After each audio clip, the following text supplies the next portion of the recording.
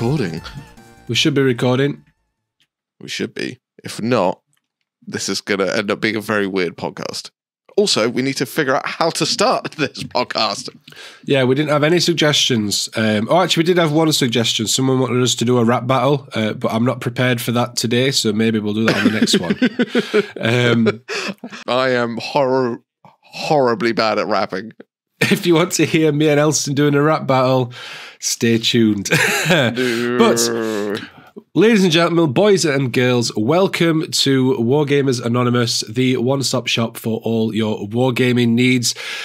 I am joined, as always, by my esteemed super megastar guest, Elston from Elstonation.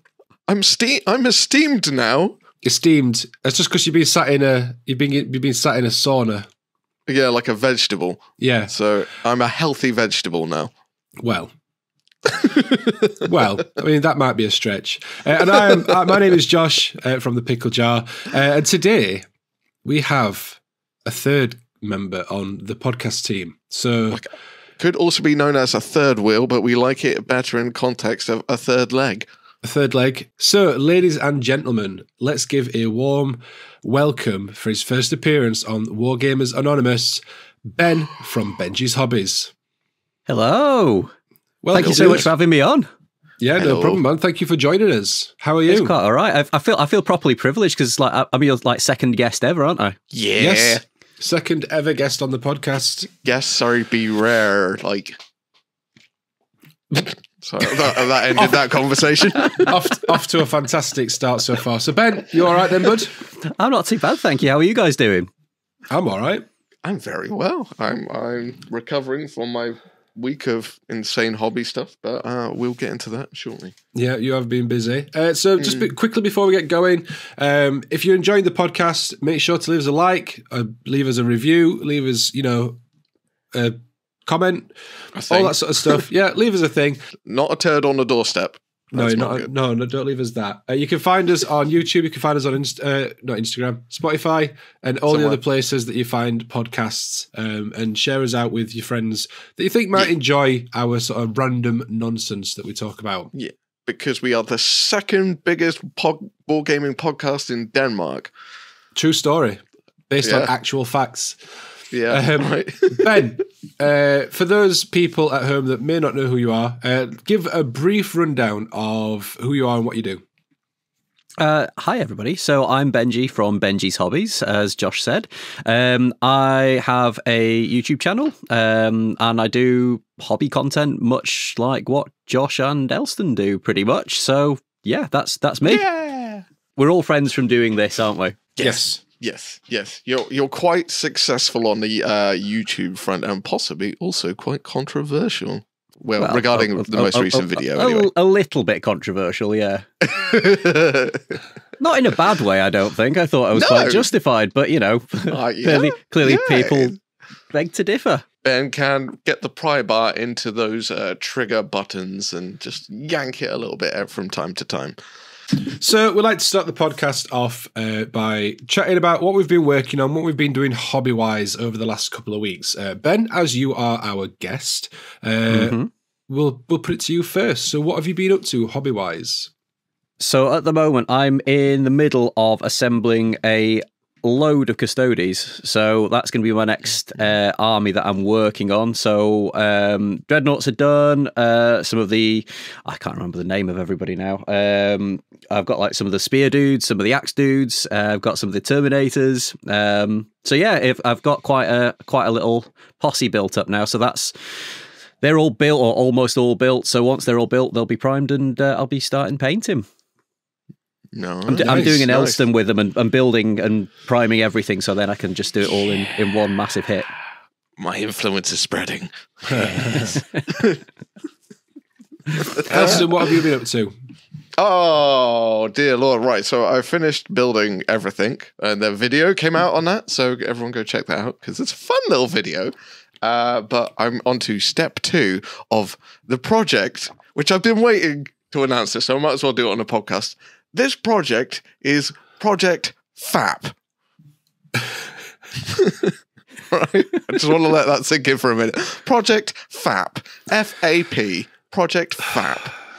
project, finish all projects. Project FAP. How long did you sit with that name in mind, trying to make it work? Wait, it's better. Whilst doing projects on Projects FAP, you may be known as fapping.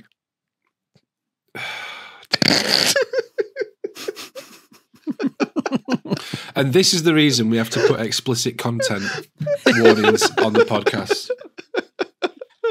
I'm going to put that in a YouTube video as well. See, there's going to be a video of you fapping on YouTube, is what you're saying. Yeah, right. I'm going to be fapping over many videos. I mean, we all do that. Not necessarily Not YouTube, necessarily but YouTube. Yeah, exactly. So yeah, I'm in step 2 of Project FAP, which is priming all the models. So I'm currently done that, and I'm working on. I've got some like 440 odd done, and I've got a lot more to do. But I reckon that's going to take me another week or so. Please tell me when you're nearly finished with Project FAP that you will refer to it as the vinegar strokes. There's so many things. So many things are going to be happening whilst fapping. Are you going to let us know what FAP stands for? As in, we all know what fapping is, but oh right, okay, sorry, I missed that. Finish all projects. Right, okay, that makes sense. FAP, Operation FAP. So you may be known as fapping whilst working on Operation FAP. Or you may have fapped over the weekend. Someone quick, ask me what I've been working on, please. Josh, what have you been working on? I'm dying to know quickly. Thank you very much for asking. Over the last couple of weeks, what have I been working on? I painted some Lizardmen for a video. Some one-page rules, 3D printed stuff. Me and Luke have decided we want to have a go at the one-page rules rule set. So we both decided to print some stuff. We both said, oh, we can't really both do Lizardmen. Now, what we failed to do was confirm which one of us was doing Lizardmen, which has meant that both me and Luke have printed Lizardmen out. So, it's not like you work together on a daily basis. No, I was going to say, surely that would have been a fairly easy conversation to have. It's like, Luke, I'm about to print off some Lizardmen. Is that cool? I think the conversation was, I really like Lizardmen. Oh, I really like Lizardmen as well. And then we both went, oh, well, realistically, like, only one of us should do Lizardmen. And then we both went, yeah, that makes sense. Fair enough. And we both just assumed that the other person was letting the other person do Lizardmen, and that wasn't the case. But I put a poll out on Instagram, I put a poll out on YouTube, and everyone says that I should get to do Lizardmen. So it looks like on your channel and on your Instagram. That's in no way biased at all, is it? I told Luke to do the same, and he didn't. So that's his loss. Okay. Yeah.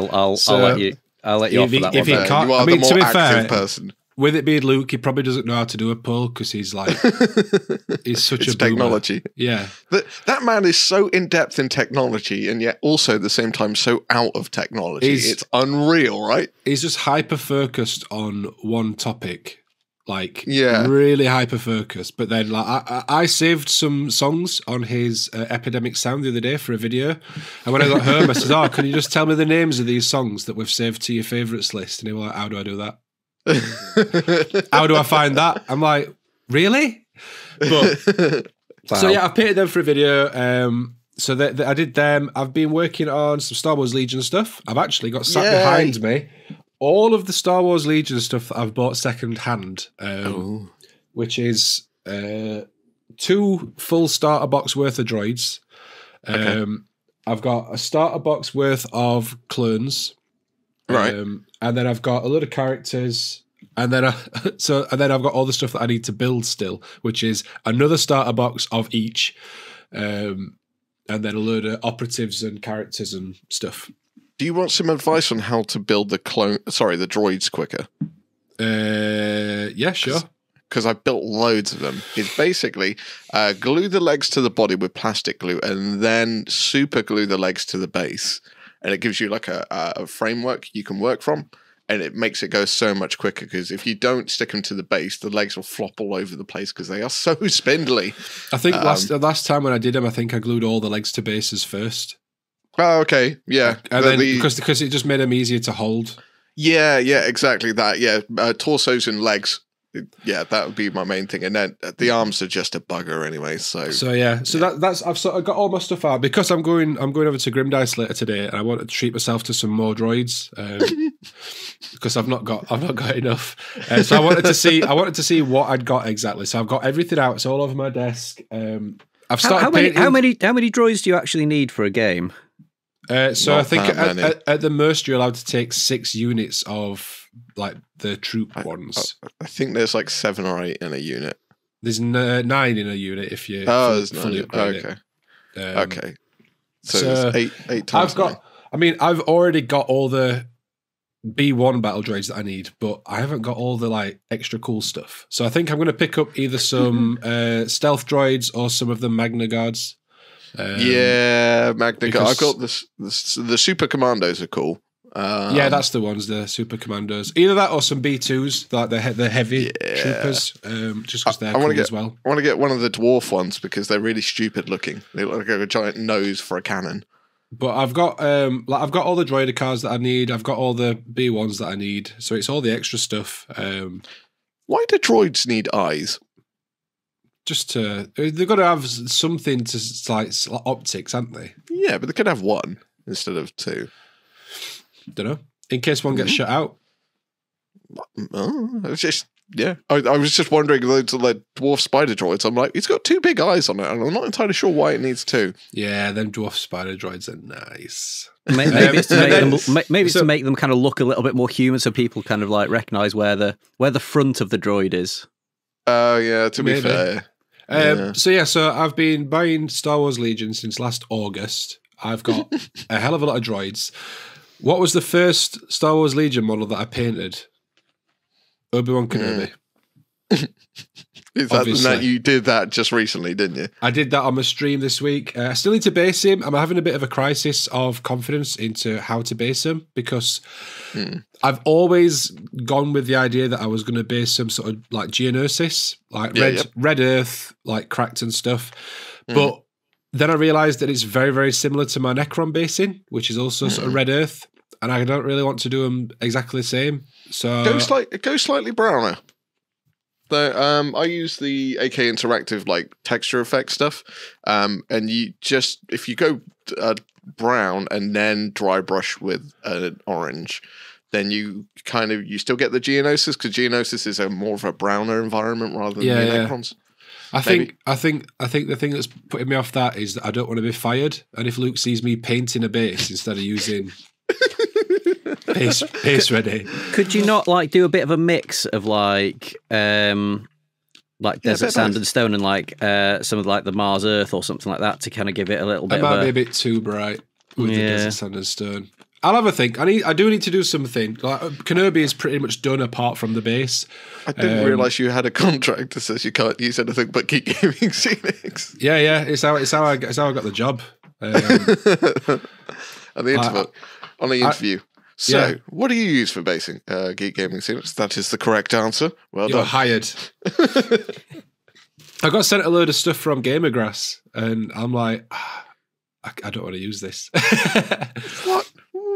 Dude, we're gonna have to teach you how to not be like, you can use anything thou wish. I am quite clearly joking, just to confirm. I know. I use Gamergrass stuff all the time, on my Necrons especially, like the Tufts and stuff. To be fair, the stuff that Gamergrass has sent me is a lot of the stuff that I can get from work anyway. It's exactly the same. And then the stuff that they've sent me that is different, the sort of foil leaf things, I don't want to use them because, well, not on a big project at least, because I don't want to have to buy more because they're expensive for what they are. Yeah. So maybe if you're listening, if you could send some more to Josh, then that would be amazing. Yeah, he would appreciate that. Yeah, a lot. Even though we can get it all from work, but send him some stuff anyway. Yeah. If anyone wants to send me some stuff, I don't get enough free stuff, so. That'd be fantastic. Anyway, we've gone a bit long on what we'll be working. We always do this. What we've been working on. We've all been busy. That's good. Yeah. But now it's time for the main topic. And this week, because we've got Ben on, Ben, I think it's safe to say that you are somewhat of a expert when it comes to the Lord of the Rings. Hang on, let me get the name right. Lord of the Rings strategy battle games in Middle-earth. Is that right? It's Middle-earth strategy battle game, but close enough. Close enough. And I think the word expert is maybe a little bit strong. It's a game that I absolutely love, and I've spent a lot of time playing, and years collecting and things. So it's the game that I am absolutely 100% most confident talking about. Did it used to be called strategy battle games in Middle-earth? Is that what it was when it was the magazine? So the magazine was called Battle Games in Middle-earth. It used to be called the Lord of the Rings strategy battle game, but then when they did the latest edition, which was 2018, they changed it to Middle-earth strategy battle game because obviously it encompassed The Hobbit and other sort of times through Middle-earth's history as well. So it was just trying to encompass everything under one brand rather than having The Hobbit strategy battle game and Lord of the Rings strategy battle game. Yeah, so I would definitely say you could be a connoisseur because of the simple fact you know what the names were before it changed. Yes, well, it's what brought me into wargaming.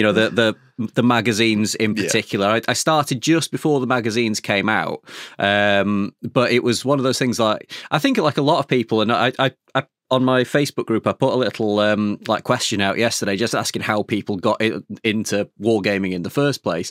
And so many people somebody from school brought these models in, and I absolutely loved them, and I just couldn't. I couldn't wait to get some of my own, and that's pretty much what happened with me. Some of my my best friends in school, they started playing it, and then I went round. There was like, what's all this? What are these little men that you've got on the table? And then I absolutely fell in love with it from there really. And then when the magazines came out, it was just this opportunity to buy all this stuff for a lot cheaper than it was in the shops. Right. The goblins. So, you get goblin armies for like 10 quid. You're like, yeah, exactly. Like more goblins than you'll ever need for a tenner pretty much. So it was good times. Yeah, I mean, to be fair, that's how I got into the hobby as well, was getting the magazines. Mm-hmm. I got the first sort of 3 or 4. I basically bought them all the way up until you got Frodo, which was in the first few issues. And then I was told this story loads of times. And then I went to my local GW and went, I want to look what other Lord of the Rings stuff I can get. And then I was in there for like an hour, and then I walked out with like arms full of Space Marines. And I've still never gone back and played Lord of the Rings. I've got a ton of Mordor stuff, and I've still never gone back and done it. And it's something that I do want to do at some point. It is quite like, I don't really think people quite. I don't know if it's still the same these days because obviously I've grown up with it, but I don't really think people understand the magic that happened when you were a kid and you went into Games Workshop and you were just like, and it just was infectious on a like almost toxic scale. It was just like, I want all of this. I want all of this. I think that's that's the high that I'm still chasing. Right. It's and I remember like getting, especially like Lord of the Rings and stuff when they used to do like the previews, and this is going back years, like to not to the dawn of the internet, but back to kind of like 2003, 2004, 2005. And they put like the little Friday previews up, and there was none of like this stuff getting leaked back then. It was like because obviously people weren't on the internet as much as they are now. But you'd go on to the Games Workshop website, and it was like this really obscure. It wasn't like a click here to see all the new stuff coming out next week. It was like this really obscure little link, and you'd click on it, and it was just like this was the first time I'd ever seen it, and it's coming out the following week. Do you know what I mean? It was, and there was so much excitement from that rather than getting previews kind of 2 months out, and then it's kind of like the hype's built and stuff. It was just like it's there. I know it's available next week, and that was like amazing to me. And I didn't necessarily have like a GW near me. I was like properly out in the sticks in North Wales, but there was this little shop called Acme Games, and it had like, you guys will remember it when all like the little blister packs were like hanging, and you just had to look through them to see what was there. Do you know what I mean? And like looking through all like the green backed blisters for the Fellowship stuff, and like the reddish kind of maroon coloured black blisters for the two towers, and it was just it just felt kind of like amazing. You didn't know what was there, so you just had to have a look through and pick on what you fancied at the time. It was just it feels very different to how it feels now. I mean, oh, go on. You could like find like a bloodthirster in a tiny little blister. You're like, how does this big thing get into this tiny little box? I mean, that magic that you talk about going into like GW when you were a kid, like that's how I feel whenever I go into like an independent store. Yeah, and I think I don't get it as much when I go into my local GW, and that's purely because there's not all the other stuff.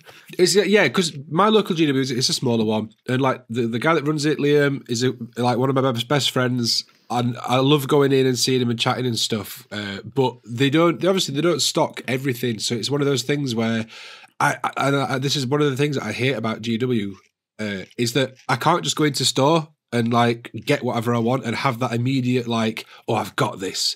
Because like you go in and it's like, oh, have you not got this? Oh no, but I can order it for you. And it's like, oh, it's not the same. It's not the same. I want to buy something. I want to have I want to walk out with a box in a bag and and then get home and put it on a shelf or in a cupboard and never look at it. But like when you go into like independent stores, like not just like for I mean, the ones that I go in generally have a bigger range of GW stuff in than GW. Than GW did, yeah. I think, but then they also have all the... Let's give Grim Dice another little plug. And like when we went there in February, and like literally I spent so much time just walking around, like just looking at the shelves as to, just what they had. And it's like, because they've got not just GW stuff as well, all the other brands and kind of like, card games and stuff. Like normally that sort of stuff wouldn't interest me. It's not the sort of stuff that I would look at, online or anything either. But then like walking around the shop, just looking at it, I was just completely fascinated by it. And there was definitely a kind of a little bit of that wonderment again. Mm-hmm. That's it, yeah. Because of all the extra stuff, all the other systems, Star Wars Legion, X-Wing, Marvel Crisis Protocol, Bolt Action, all these other smaller games that like. And that's why I think, like, I mean, I know this is a little bit off topic, but that's why I like local gaming, not independent gaming stores, because they showcase a lot of the other stuff that I wouldn't necessarily look at if I wasn't like specifically looking for that. Yeah. But yeah, I get that when I go to local stores. So with the Lord of the Rings game, then. Obviously, the rule set is like with 40k, with Age of Sigmar, like they're different rule sets, but they've got similarities. Yeah. Between the two, like they do play very differently, and obviously Fantasy played very differently to 40k, but then they got rid of that. But Lord of the Rings is like it's completely separate again. Like there's not really too much crossover from what I vaguely understand of the rules. Like, why do you like the Lord of the Rings rule set over other game systems? So, I think I've been asked this a couple of times, and I think first and foremost, I think it's familiarity for me. Like, it's something that I've played since kind of day one. Very, very early in the game coming out, and over the time that it's been out, the rules haven't changed drastically. So the core mechanics are exactly the same from the very first edition of the game to what they are now. Now, what they have done, though, is added kind of other layers of complexity. Kind of, your heroes can do slightly different things now. Some of your troops, depending on what weapons they've got kind of slightly different attacks, which make them or different. They're called special strikes, so they can just do slightly different things. So they've just added these little small layers of complexity, but it hasn't changed the whole game. Whereas I know obviously when a new edition of 40k comes out, it's almost like trying to learn a new game again, isn't it? It's depending on how much they've changed it. But yeah, I think for me, it's obviously that familiarity because it's a game that I've played for a very long time.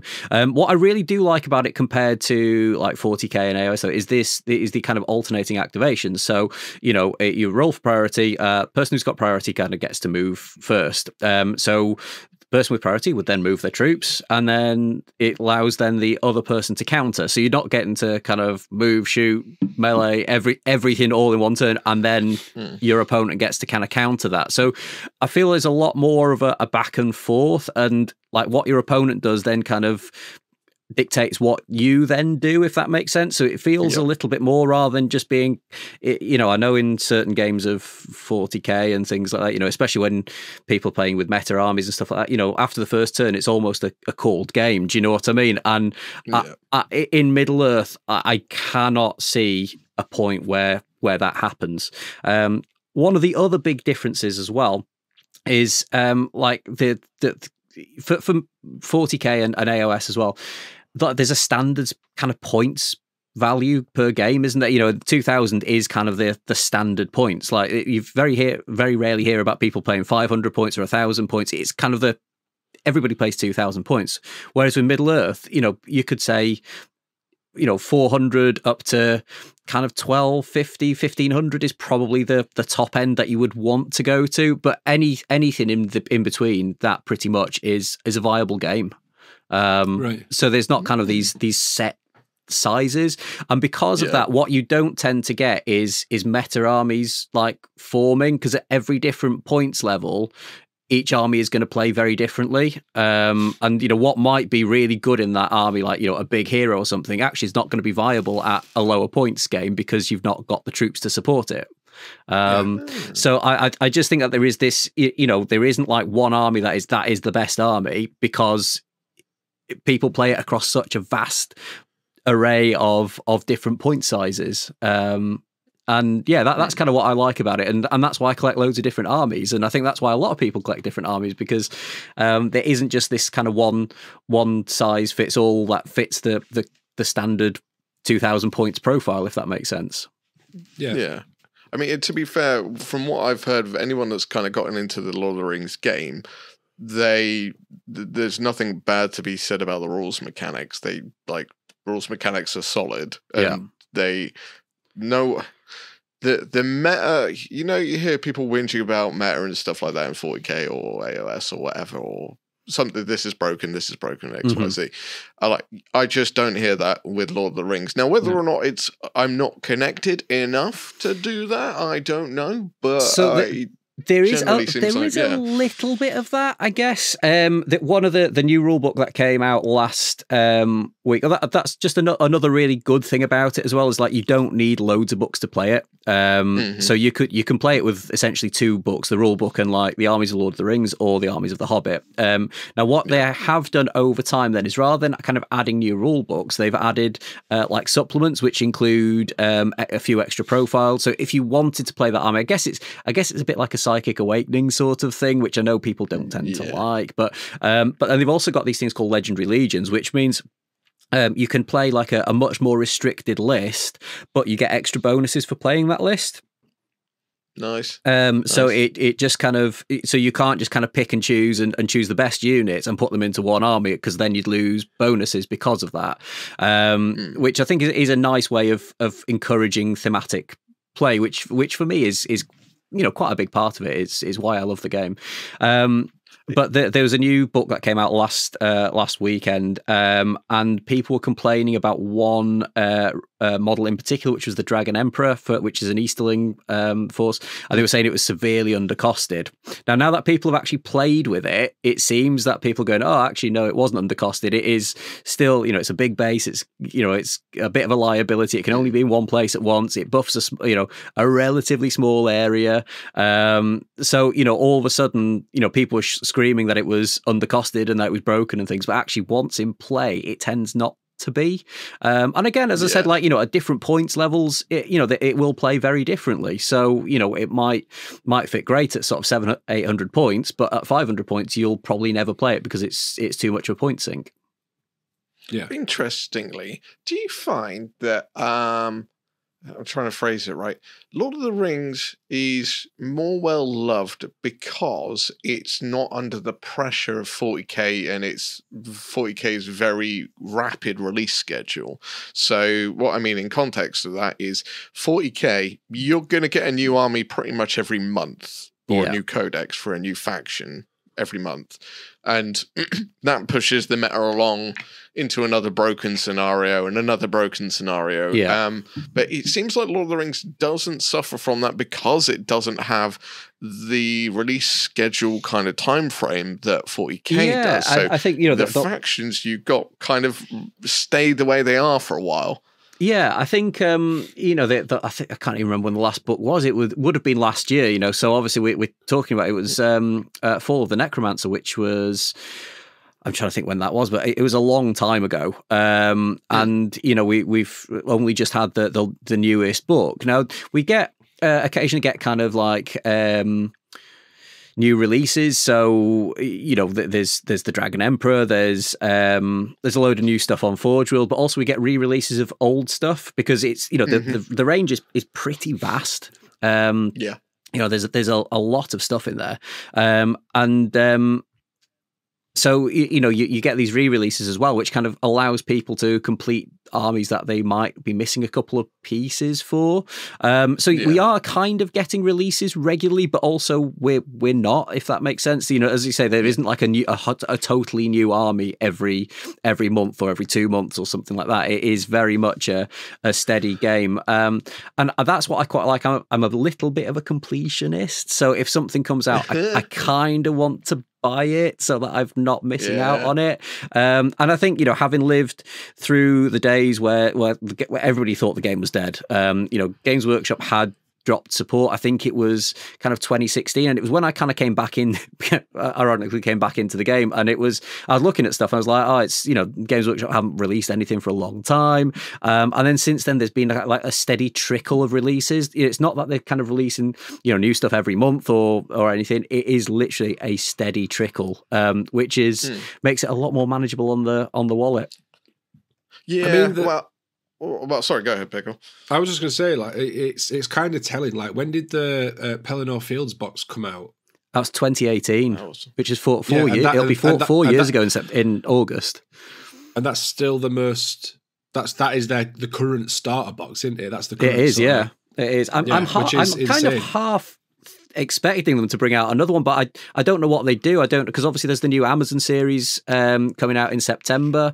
So, you know, it would be amazing if they did something to coincide with that, but there's been no kind of talk about it so far. So honestly, do you think they take it into like kind of Silmarillion times and stuff, and like into like the Second Age and stuff like that? Because I don't think they've really explored that far back in it. So like these are my kind of I guess theories on it. So Silmarillion, I don't think they've got the rights to. The rights, I was just going to say that, yeah. The rights are kind of all over the place, and I think like the Tolkien estate are kind of releasing their grip on it a little bit since Christopher Tolkien passed. Was it last year or the year before? So I think they're kind of releasing their grip a little bit on it and see that it is a massive franchise that people would love to get their hands on. I think Silmarillion would be like, it would have to be a game on a completely different scale because the armies were massive, you know, compared to characters in the Lord of the Rings and things. They would be massively OP. You know, there's just no, even like Sauron or Aragorn are like nothing compared to some of the characters in there. Second Age stuff, I'd like to think that they would do, and for me, when they relaunched the game, I was hoping that the first supplement was going to be like The Last Alliance, so that we'd get elves and Numenor and stuff like that kind of re-released, but unfortunately, it wasn't to be. So they've still not kind of explored that yet. I live in hope, but I think because the Amazon series is probably going to be set in the Second Age, I think maybe they might be kind of holding off until that's kind of released, and then they'll see what they do with it. Well, yeah, it's fair. That's what I'm hoping, like, anyway. So like, you get the supplements and stuff. Like you said, like you've got the. What's the new one? Is it the Northern Defense of the North? That's it, Defense of the North, and obviously there was the other one, the Necromancy one. Yeah, Fall of the Necromancer.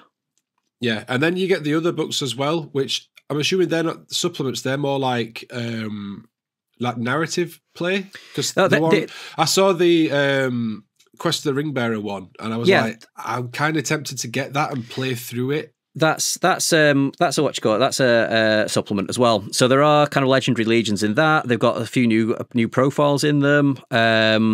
And I think that was like an opportunity to re-release some of the old stuff that they had. But that's a brilliant book, that, because you can make like what's called a fantasy fellowship. So there's a few kind of rules and guidelines to follow, but essentially you make a fellowship of your own characters. Which is like a really cool. It's almost like a bit of a what if sort of thing. So what if Éomer went instead of Boromir, and what if Haldir went instead of Legolas? And you can kind of make your own narrative with it, really, which is a really cool way to play. And that's in those books as well. Like if you are purely a narrative player, there's loads of scenarios and stuff in there as well, which I think is a really kind of undervalued way of playing the game as well. I don't see, there's not, I think, competitive play is definitely more of a focus for people, but narrative is huge. And obviously people like to play out some of their favorite scenes from the films as well.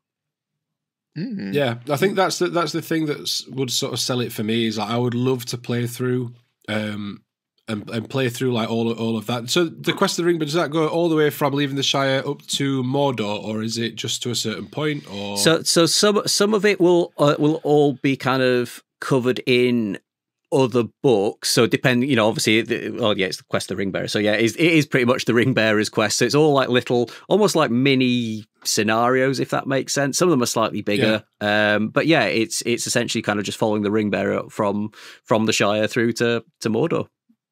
Yeah, I might be tempted to get that and like play through it, because like I keep trying to get Wendy into playing stuff. Because she's interested and she does want to, and it's just picking the right thing. Yeah, something like that's like more narrative and stuff, and it mixing up like different characters and different models and stuff, so you're not just stuck with the one army sort of thing. It might be an idea. Yeah, it is a really cool way to play it. It's so much fun. Like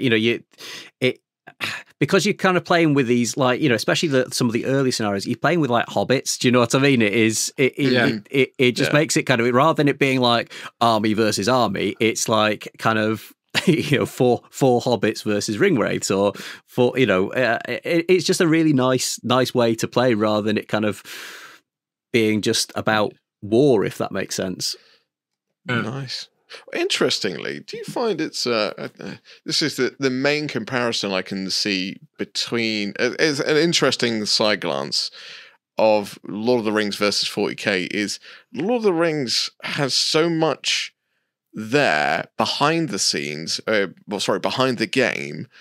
What I mean by this is the fact that there are books, there are the movies, there are TV shows, whatever's coming out for it. Where if you looked on the flip side of something like 40k doesn't have that much on that kind of like the other media side of things for like general purpose entertainment to sort of coincide with it. I think that 40k does have a lot of sort of lore and books and stories and all that sort of stuff. It's just that it's invented. I think the difference is that the 40k lore is invented for the game, whereas Lord of the Rings was a thing before the game. Yeah, it's just kind of an interesting spin on it to look at how that might change people's perspective on it. Because I think as well, what you do get is a lot of people look back on Lord of the Rings with, they were read it as a child, or The Hobbit especially, is very much a children's book. So the characters are sometimes characters that have been with you since childhood, whereas you wouldn't read a Black Library novel to your kid before bed, really, would you? It's very, very much a different thing. It's probably at the earliest you probably get into that as being a teenager. I can't imagine any youngsters reading 40k if I'm completely honest. Whereas I think Lord of the Rings is just that much more accessible to youngsters. Yeah, and I think. Go on. That's right. And I think obviously you've got this. People have almost got like these kind of not rose tinted glasses. What am I trying? This nostalgia towards Lord of the Rings, because it was something that was part of their childhood as well. Yep. So yeah, that's kind of why I think it's kind of enduring really as a game. Yeah, like I said, I think the idea that Lord of the Rings Lord of the Rings was written just as Lord of the Rings. And then GW went, oh, let's make a game using those characters. And that's how that's worked out. Whereas with 40k, they went, let's make a game. And then they made a game and they went, oh, we should probably do some backstory. And then, but the difference is that the backstory has to kind of, and I mean, it does a real, like, I love Games Workshop, but like all the backstories and lore and stories and stuff do a really poor job of keeping it tied in with the tabletop. I mean, like we've all read books and stories where, you know, a Space Marine has gone up against countless enemies and triumphant because it's a Space Marine. It's like perfection and stuff, and then you go on a table and it rolls a 1. And do you know what I mean? So it's like, but you can't do that. You can't keep it like that because in game, like I mean, you can go read any codex and like every unit is like the little fluff bit about them is like worded like they are the ultimate killing thing and like the perfection itself. And it's like, yeah, but it's shit on table. Like, not everything can be amazing. I always sort of like think it's almost like Space Marine propaganda when you or like propaganda from the perspective of those of that race sort of thing when you're reading a codex or when you're reading something like that. As you say, like Space Marine is the best killing machine that's ever been invented. It could kill anything. And like, you know, you kind of hear these stories of like, you know, a single Space Marine taking down like a knight or something like that.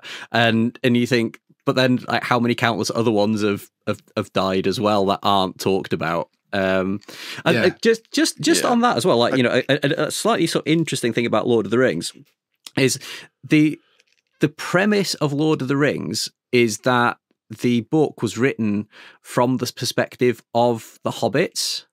So there's a lot of stuff in there which, you know, like Gandalf's magic and stuff like that, which, you know, I'm not saying that it's not magic, shall we say, but it's written from the perspective of hobbits. So if there's stuff that they don't understand, they've kind of interpreted it in a certain way. So what you're actually reading in Lord of the Rings may not have been exactly how it would have happened. Yeah. Right. Yeah. Does that make sense? Because it's basically written in the Red Book of Westmarch, which if you see at the beginning of The Hobbit, it's what Bilbo kind of is finishing up writing. It's like that's what you're reading is the Red Book of Westmarch, but it's translated. So again, it's like their experiences or what they've written down may not have been the entire truth. And like one of the big examples of that is, you know, how Bilbo came to get the ring and the riddles and how he won it from Gollum and stuff like that. It's, you know, did it actually happen that way, or were you a little bit more sneaky about it? Do you know what I mean? It's him trying to save face almost. It's kind of interesting because I know Black Library authors recently on a parallel to that is they've been kind of recently when people have been actuallying them, they've kind of gone, well, this is all a perspective, like, and they actively say these books contradict each other on purpose because it's a perspective thing. It's like this person's perspective versus this person, so.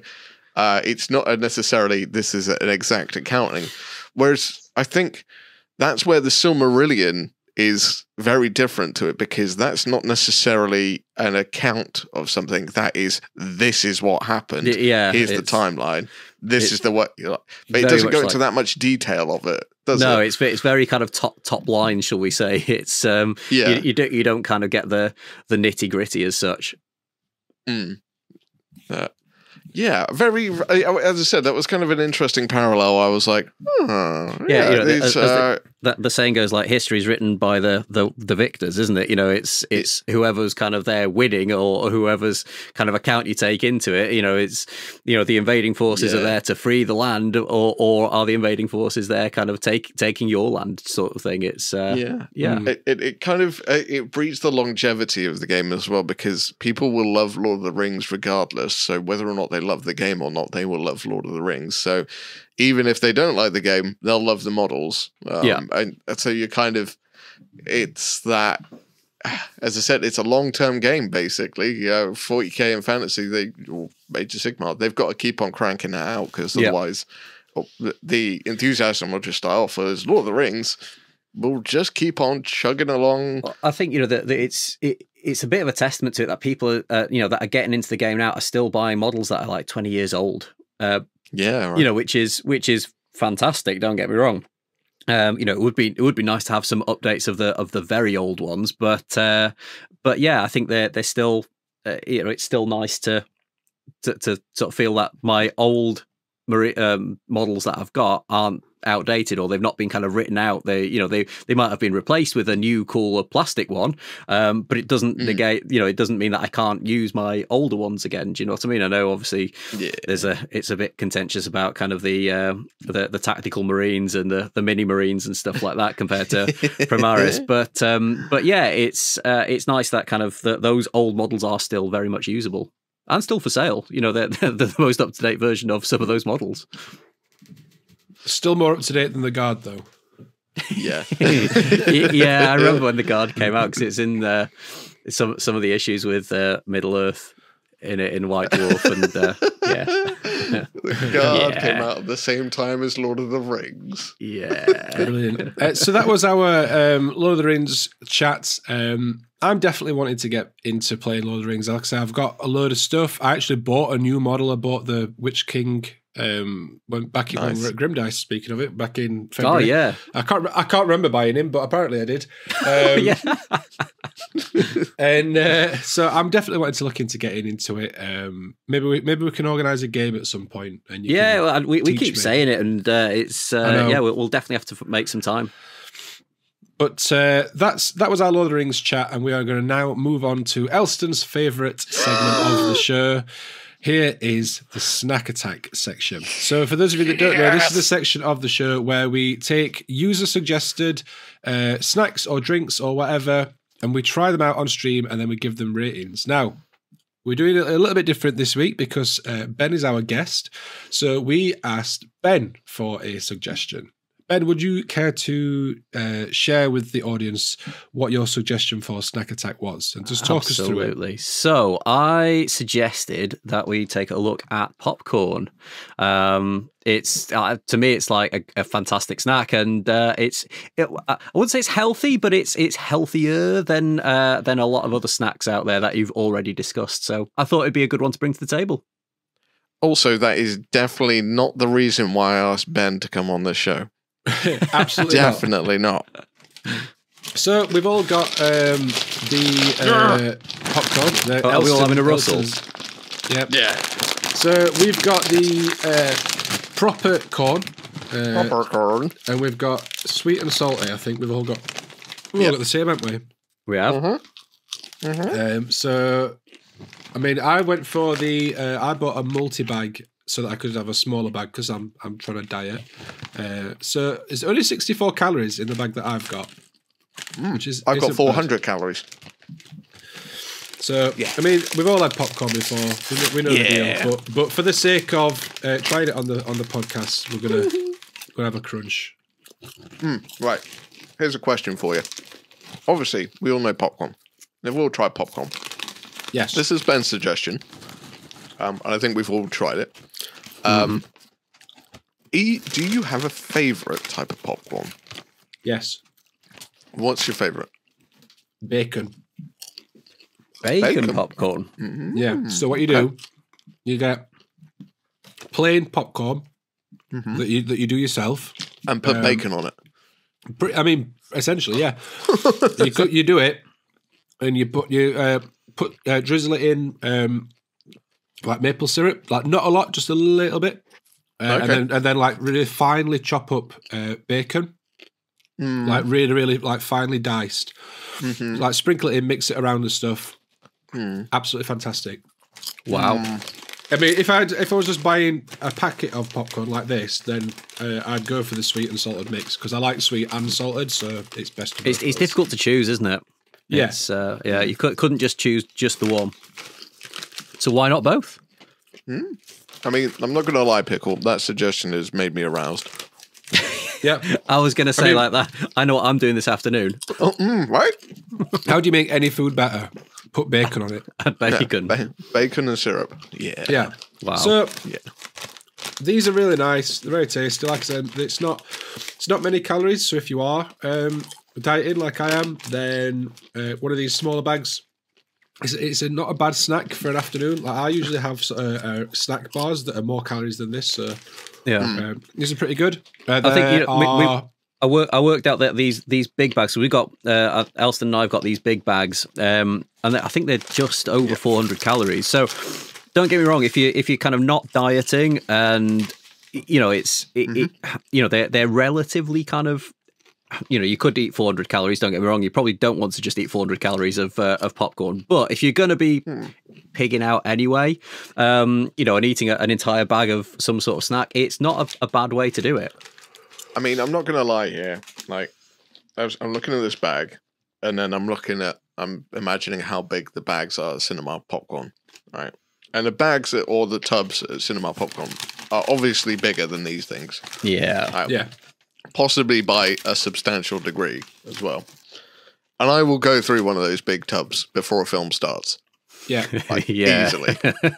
And to the point where my suggestion for my favorite is Cinema Popcorn. I love it. And it makes me worry now how many. You're probably looking at about 800 calories for that.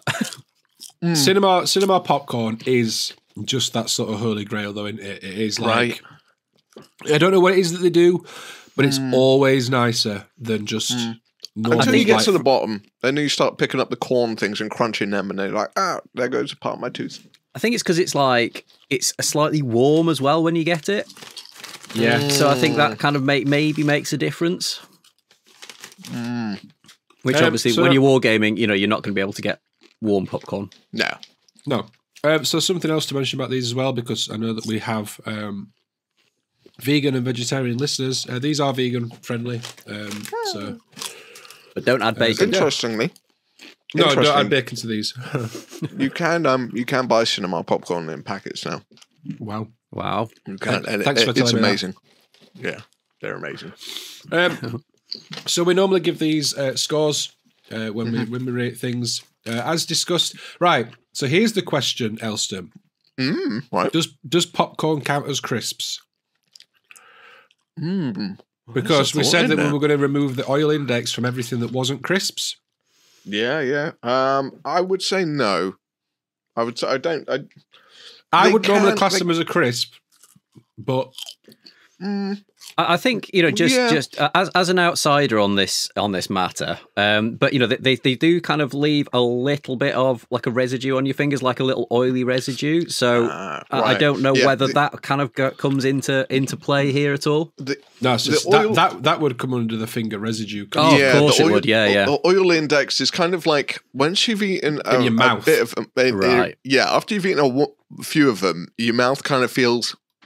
Oily? Like kind of toxic, oily and toxic, and a bit like not very nice. And that happens if you eat a lot of crisps. You're like, I don't know if it's the salt and the oil or what's going on, but sometimes, especially if you get like the thick cut crisps, if you eat a lot of them, you can feel a little bit like sick after it, just for like the oil factor that's in them.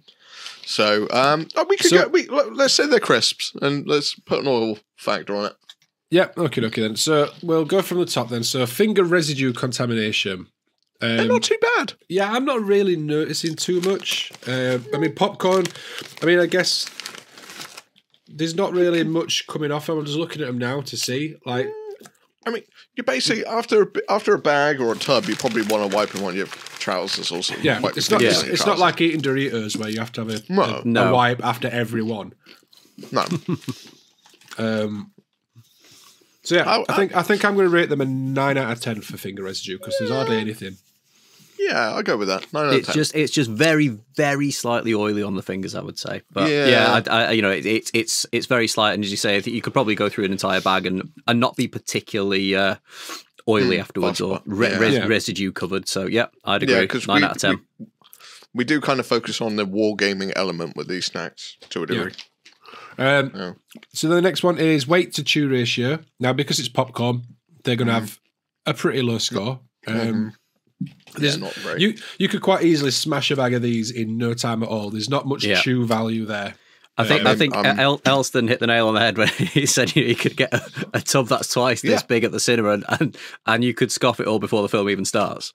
Right. Yeah. I'm gonna go a 3. I'm gonna go with a 3 as well. Yeah, I'd agree. Yeah, 3. And then if we're doing the oil index, I mean, I'm not really noticing anything. After a big cinema tub, you can taste a little bit, but that's not a cinema tub. You're rating this popcorn that you're eating. Are we? Well, I suppose we are, because we're not just rating popcorn in general, are we? No. I was going to say because then you've got, if you're doing that, you've got to bring in toffee popcorn and things like that, which obviously that's a whole different ball game there. Fair enough. They're not too bad. I think we should change the oil index to mouth feel, mouth texture, mouth feel, because popcorn. I'm not noticing an oily thing, but we all know the worst thing about popcorn is those little bits. You got to have a toothpick afterwards. Yeah, got to have a toothpick. Oh damn it! Yeah, I'm with you on that. 100%. And that's across all popcorn. There's no getting around it. You are getting shit stuck in your teeth.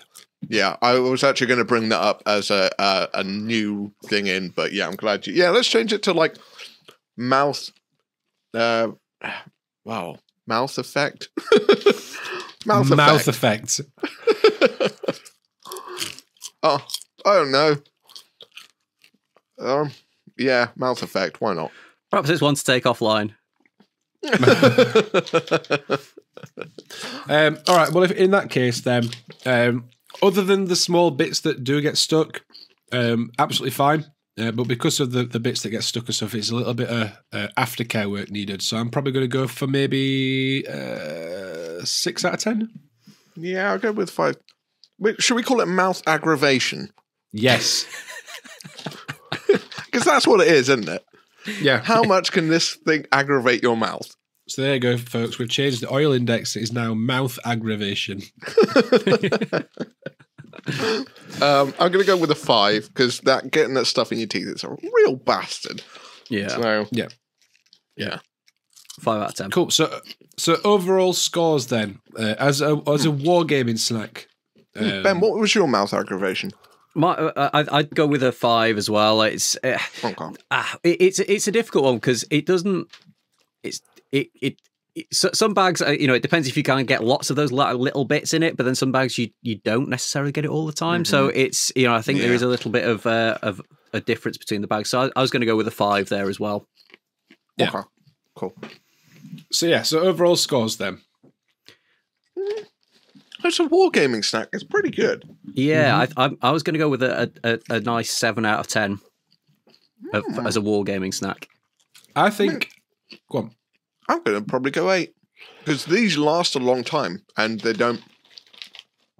They last a long time in comparison to what it would for another kind of snack of this size, sort of thing. Yeah. That's what I'm thinking. So I'm going to go with 8. I think I'm going to go with an 8 as well. I mean, I've only got the smaller bag, but it's they're nice and light. They're not going to make you feel bloated and uncomfortable. There's no things to wipe off your fingers. So it's absolutely fine for picking up models and stuff. I think compared to... Oh, sorry. I was going to say that they're quite nice, so I think I'm going to go with an 8. Comparing them to like a bag of sweets or something, they're not kind of going to make you feel sick. So if you want something sweet, but not necessarily eating sweets, I think it definitely ticks that box. Yeah. Yep. And I think even though these scored quite low on the weight to chew ratio as a food, I think that actually works in their favour for wargaming because I think there's nothing worse than when you're playing a game and someone's just stuff in the face and either talking with a mouthful or you're having to wait for ages for them to finish chewing to talk. Whereas these, like a couple of chews and they're done because it's only popcorn. So you can have a bit of this while someone else is doing a dice roll or taking their turn or whatever. And it's I'm recording a podcast right now and I'm still eating them. Yeah, exactly. So yeah, how much have you eaten so far, Elston? I'm about halfway through. I've eaten about half my bag. Pickles is about a quarter of the size of mine. Half a little bag, yeah. So there you go. That was the proper corn. Proper corn. Sweet and salty popcorn. So good scores all around there. I'm going to have to put this down for the next part, aren't I? Yeah. So thanks, Ben, for recommending popcorn for us. I enjoyed that. If you've got any suggestions yourselves, guys, drop them in the Discord or send us a message on social media or whatever and let us know. We do need some suggestions for drinks. We've not done any drinks at all yet, so whether that's fizzy pop or alcoholic or whatever, we need some suggestions for drinks. So please drop them in the Discord. I don't have a toothpick here, and now I want to kill someone. Well, that sucks to be you. Yeah. Right. And with that, we're going to move on to the final section of the show, which is the Storytime Book Corner, whatever we call it. Storytime thing. Elston, you've got a book for us this week. I believe Ben's listened to it as well. I have not, so I'm going to take a back seat and leave you two in charge. Go. Well, but it was Ben that suggested this one, so I've just finished listening to it. Ben, you've read it or listened to it before, I believe. This is The Children of Hurin, which is it's by J.R. Tolkien? It is. It's almost like a compilation. So he wrote it all, but then it was kind of compiled by his son into like an edited into a story. So the reason I suggest this is I wanted to suggest something by Tolkien, but obviously everybody's heard of or read The Hobbit or Lord of the Rings, or kind of at least has an idea of what the story is. So I wanted to bring something kind of different to the table. Now, a lot of the books by Tolkien are just almost like an amalgamation of various snippets of stories that he's written rather than kind of actual stories, if that makes sense. Yeah. So, it's like little snapshots of time, or there's not particularly much narrative to them as such. So there is a few kind of books that have been released kind of posthumously, which are The Children of Hurin, Beren and Luthien, and The Fall of Gondolin. And this is like the first one that was released. I think this came out in like 2006, 2007, I think. Okay. So it's a while ago. So yeah, I read it a while ago and I reread it a couple of years ago on holiday. And yeah, it was, nice lighthearted reading for holiday, wasn't it? Right. So sometimes sarcasm doesn't come across in a podcast. So what Ben just did was sarcasm. Yeah. I'm going to give you a brief synopsis or a brief summary of this book in a weird interpretation. I'm going to get in trouble for this.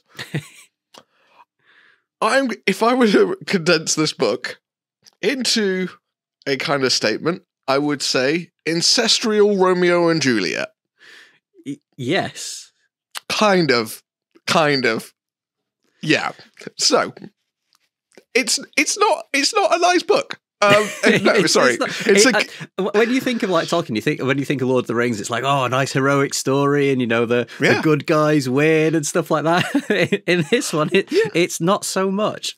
No. I mean, they do heroic things, but yeah.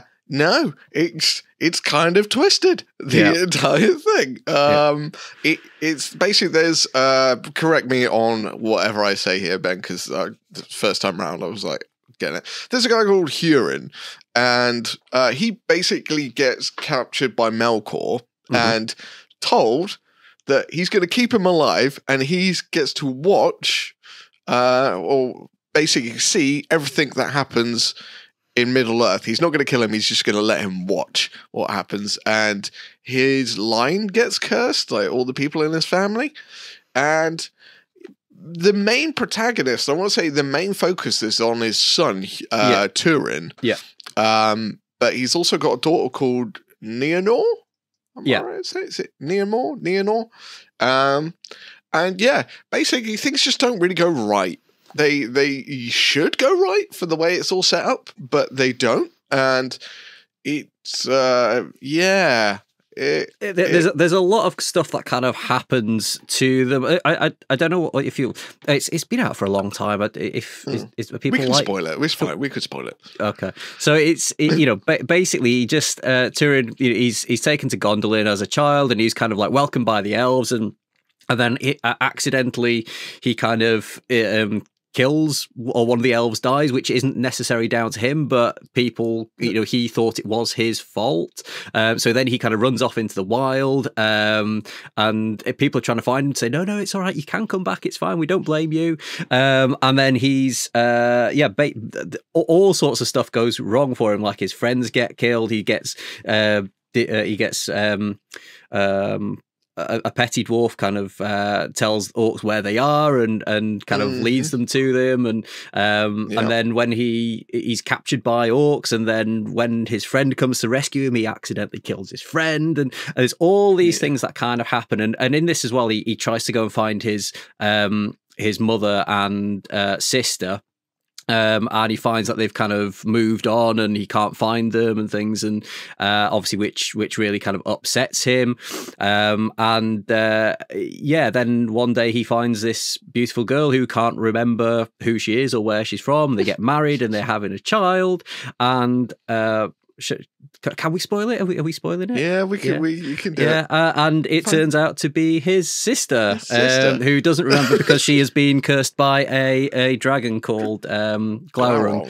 And Calagon, sorry, not Glaurung. And Calagon the Black. No, it's Glaurung is the dragon. Yeah, Glaurung. Oh yeah. Glaurung's the giant dragon. Is it Ancalagon? I can't remember. It's Glaurung in the book I was listening to. Oh, is it Glaurung? It is Glaurung then, yeah. It's as you said at the beginning, it's very much a very twisted Romeo and Juliet, isn't it?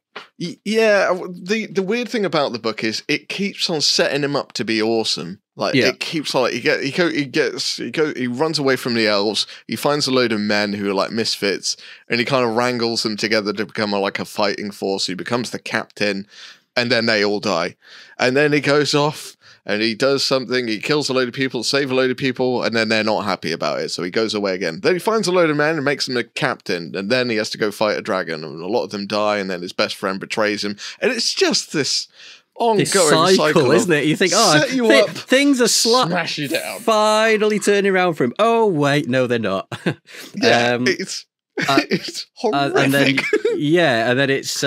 and then basically Hurin comes back to Middle Earth after he's seen kind of his line tortured basically for their entire lives, and Turin and his sister are both dead at this point, and I think he comes back and remind me, you've listened to it more recently, I think his wife is dead or dying when he gets back. She's dying. She's dying. He turns up and then she dies, and it's just like it's not a happy tale at all. But if you wanted to explore, and this takes place in the first age, so it's kind of way beyond bit before Lord of the Rings. But for me, it's a very accessible way to explore more of Middle Earth outside of Lord of the Rings and the Hobbit. There are loads and loads of books by Tolkien, but I think this is the most accessible one to read. If you've ever tried reading the Silmarillion, it's not a fun read. It's not an easy read at all. Like you feel like you need a family tree in front of you to know who's related to who, and and this one does take some little bits of that where people start changing their names, and by the end of it, it's probably got about 4 or 5 names. But an interesting thing, which whilst I was listening to it, and also as well, everyone in the audiobook side of things who is on Audible, it's read by Christopher Lee. So yes, it is. And that's a real treat. Yeah. It's what was I going to say? It's got a kind of semi-Shakespearean poetry to it. Mm-hmm. So the way they say things doesn't, I mean, when you listen to it, you'd be like, that's a weird way of saying that, but it's kind of constant throughout. So you start getting a hang of it. You're like, oh, okay, this is just the way they say things. But for the weird things which I latched onto, which I found quite interesting, were they describe at a point where Turin's training with the elves, and they say he starts to become as fast as them, but he is much stronger because he is a man. Yeah. And I was like, oh, I didn't realize men were actually physically stronger as a general rule than elves in Lord of the Rings, in Tolkien's world. I was like, Oh, okay, that makes a bit more sense, because otherwise, if elves were just as strong but faster and better at everything, why would they not just completely mess up men whenever they wanted to? Yeah. But if they are generally as a stronger kind of thing, I was like, so Turin becomes quite a formidable person once the elves, because he becomes as fast as them, but he's as strong as a man. And I was like, oh, this is quite interesting. I like this. But they have like cursed swords as well that are going on throughout it. It's quite interesting.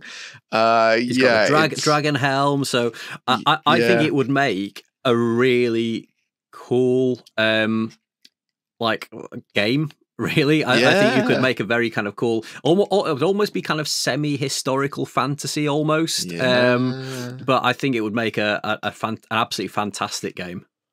There's so many characters. There's kind of so many.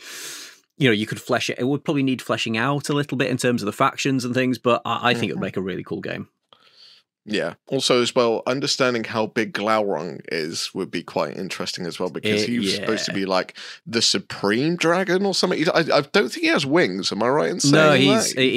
He's a drake. I think he's I can't remember what he's described as, but it's he's a big bugger though. He's sort of like crawling across valleys and stuff like that, and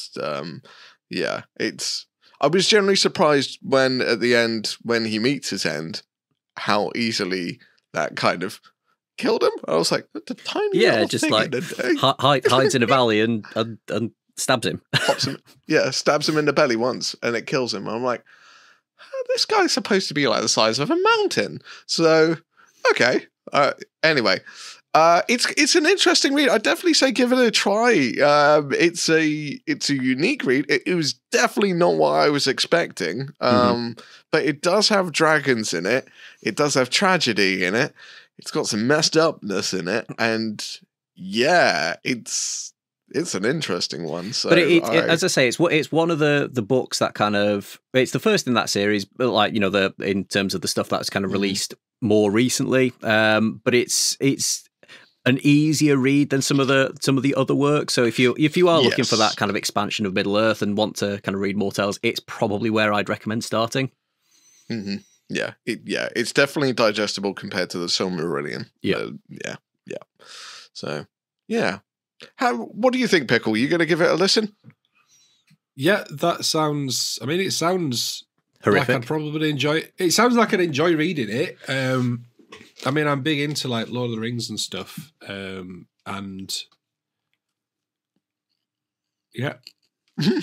you're still trying to process the whole ancestral part, right? Yeah, trying to wrap my head around it.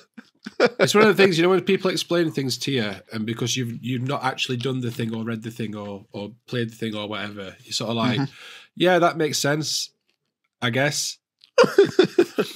Yeah, it sounds good. It does kind of explain itself, but it is just generally like, oh no, I know that, and then they say they love each other, and I was like, oh no, oh no, oh no, dear. Cool. What was it called? That's The Children of Hurin. The Children of Hurin. So there you go. Check that out if that sounds interesting to you guys. That's it. We're at the end of the podcast. We've done it. I'm eating popcorn again. I can tell. Yay. So, Ben, massive thank you for coming on, for being for being a guest today. Where can people find you out on the World Wide Web? Share all your socials and stuff. So primarily on the YouTubes, so it's Benjis Hobbies. So if you just type that into YouTube, hopefully it should find me. You can also find me on Instagram at Benjis Hobbies, I think. Benjis_Hobbies. I can't remember exactly what my name is, but if you search for Benjis Hobbies, again, I should appear. I've got a Facebook group, which is Benjis Hobbies Community Hangout. And I think that's pretty much it. That's all my socials. Oh, I'm on Twitter as well. I do a little bit of twittering, but not a huge amount. But if you want to reach out to me on there, then feel free. Awesome sauce. Fantastic. Elston, where can we find you? I'm on the internet.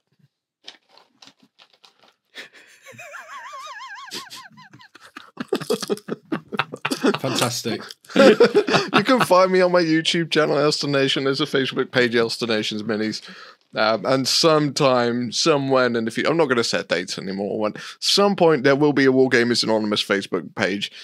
We'll let you know when it shows up, but until that time, that's where you can find me. Drop us a message if you want to get in contact.